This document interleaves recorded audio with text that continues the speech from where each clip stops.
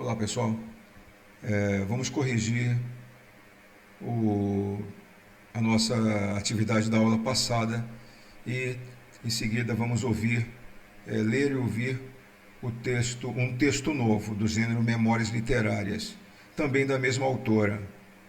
Então a primeira parte era Tia Hiena e a segunda parte Nonho Gattai, que é justamente o avô da autora, Zélia Gattai. Vamos para as questões, para as respostas e os comentários, né? Primeiro ponto, né? Ordem cronológica é a ordem do relógio, isto é, apresenta os fatos na ordem que aconteceram, do mais antigo para o mais recente, tá bom? Então, quando se fala em ordem cronológica, é isso que está se querendo dizer.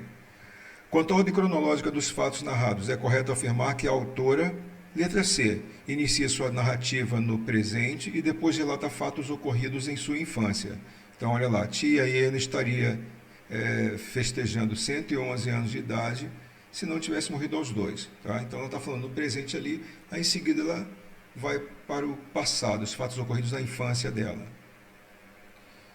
2. Quanto ao tempo da narrativa, letra A. É possível diferenciar bem os fatos ocorridos na infância da narradora dos fatos presentes. Isso é bem tranquilo no texto.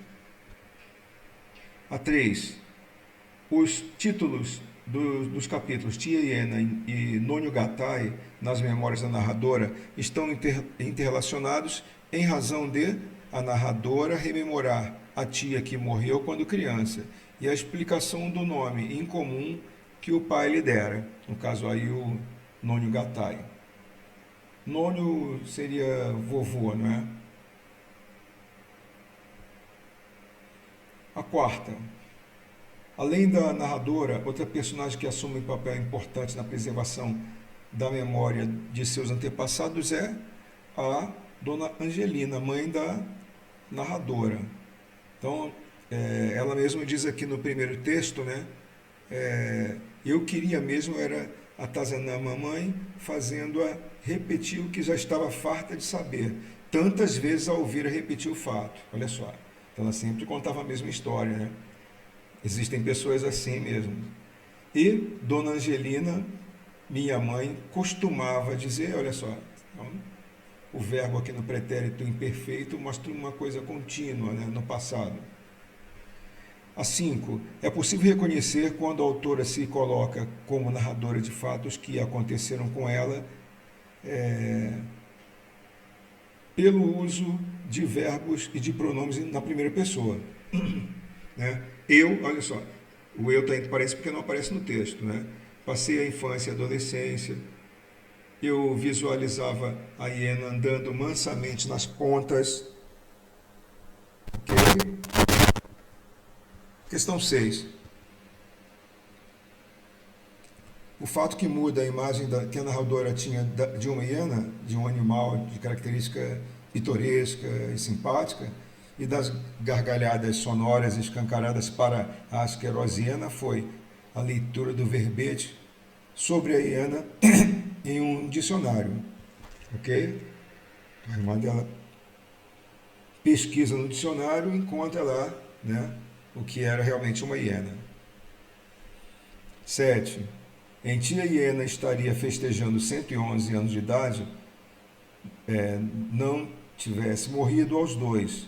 Os verbos estão empregados respectivamente no futuro do pretérito do modo indicativo. O estaria aqui, ó, seria assim: eu estaria, tu estarias, ele estaria, nós estaríamos, vós estarias, eles estariam. E aqui, ó, tia hiena, ela estaria. Ela, ele, ok? Festejando 111 anos de idade, não tivesse morrido. Aqui nós temos um tempo composto, tá? Então, tivesse morrido é o pretérito mais perfeito composto subjuntivo. Segundo, o segundo verbo tivesse morrido expressa uma condição ou probabilidade ocorrida no passado. É o modo subjuntivo, tá? Então, aqui, uma condição ou probabilidade ocorrida no passado. Aqui ele coloca o não, para dizer, se não tivesse acontecido isso, se não tivesse morrido, aí aquilo aconteceria, ela estaria com 11 anos, 111 anos, né? E a oitava em tia Iena estaria festejando 111 anos de idade, não tivesse morrido, o verbo estaria expressa, olha aqui, o estaria, o primeiro verbo aqui desse período composto, um fato futuro em relação ao passado, condicionado a uma situação específica. Qual é a situação específica? Não tivesse morrido aos dois, ok? Então ele está condicionado.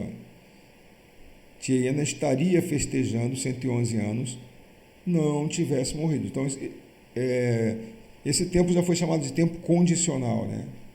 Não se usa mais esse nome na nomenclatura aí dos verbos, então ele fica como futuro do pretérito, tá bom? Então vamos ouvir aí o texto de Zélia Gattai, outro texto, né?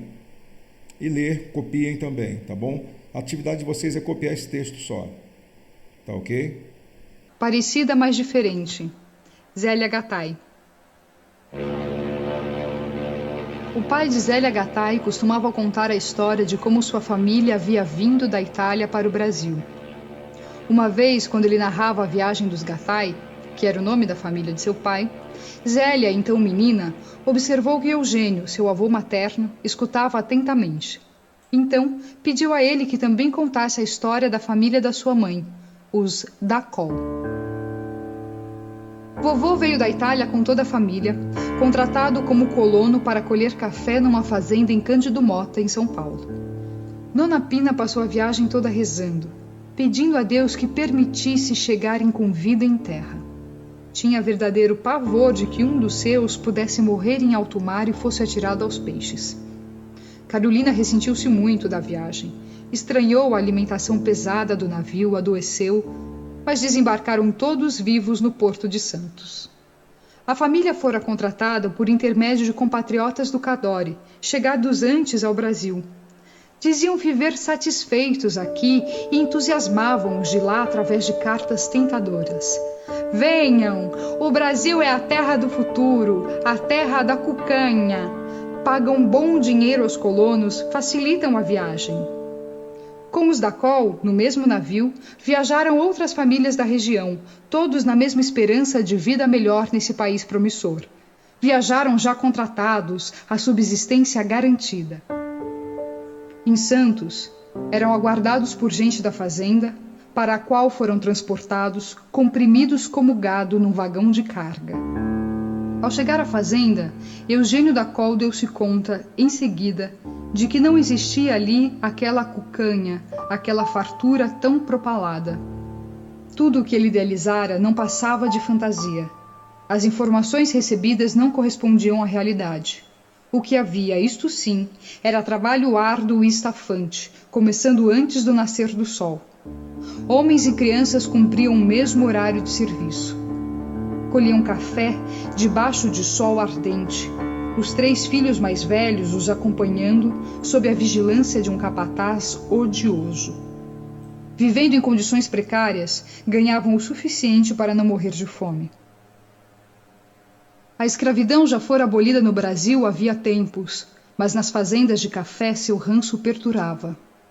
Notificado certa vez de que deviam reunir-se à hora do almoço para não perder tempo de trabalho, junto a uma frondosa árvore, ao chegar ao local marcado para o encontro, os colonos se depararam com um quadro deprimente. Um trabalhador negro amarrado à árvore.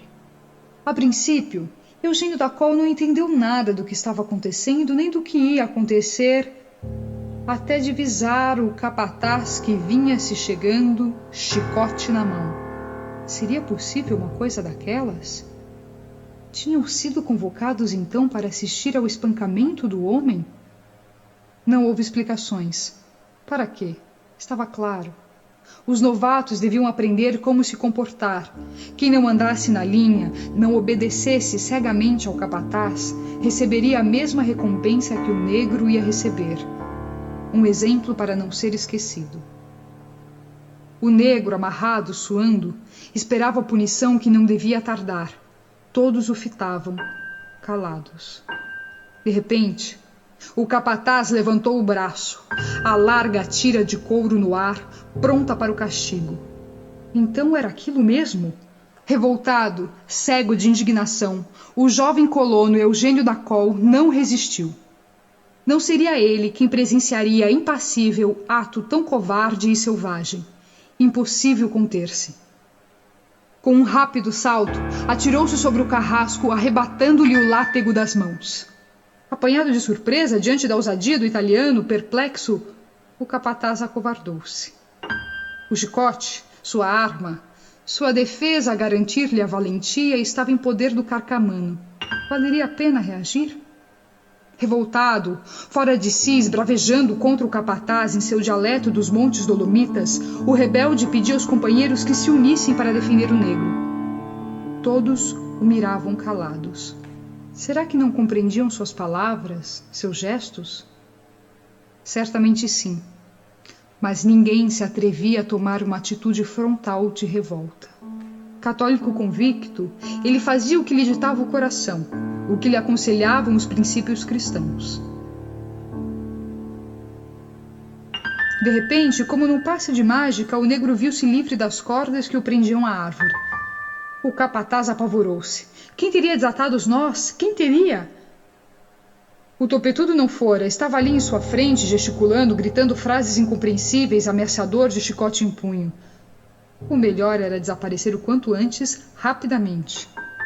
Esses brutos poderiam reagir contra ele. A prudência mandava não facilitar. Nessa mesma tarde, a família da qual foi posta na estrada, porteira trancada para esses rebeldes imundos, estavam despedidos. Nem pagaram o que lhes deviam.